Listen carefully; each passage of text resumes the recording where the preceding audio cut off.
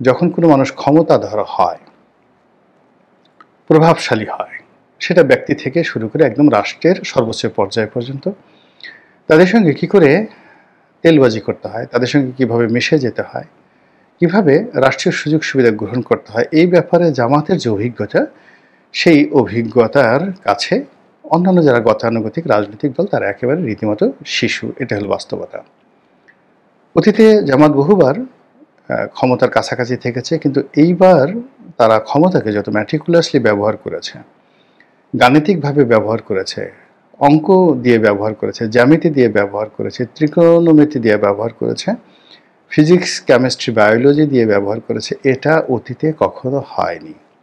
ফলে সচিবালয় থেকে উত্তরপাড়া, উত্তরপাড়া থেকে কূটনীতির পাড়া, কূটনীতির পাড়া থেকে যদি দেশের বাইরে চলে যান, পাকিস্তান, তুরস্ক, সৌদি আরব, আমেরিকা, ইংল্যান্ড, মানে সব জায়গাতে জামাতের জয় জয়কার। জামাতের আমির, আপনি চিন্তা করুন, আমেরিকার মাটিতে গিয়ে তিনি ভারতের বিরুদ্ধে, জামাতের নায়েবে আমির আমেরিকার মাটিতে গিয়ে ডক্টর আবদুল্লাহ তাহের তিনি ভারতের বিরুদ্ধে জিহাদ এবং গাজওয়াতুল হিন্দের যে বক্তব্য দিয়েছেন, এটা কিয়ামতের পূর্ব লক্ষণ। জামাত তো আমেরিকার এবং পশ্চিমা দুনিয়াতে রীতিমতো একটি ভয়ঙ্কর দল হিসাবে পশ্চিমাদেরকে আতঙ্কগ্রস্ত করত।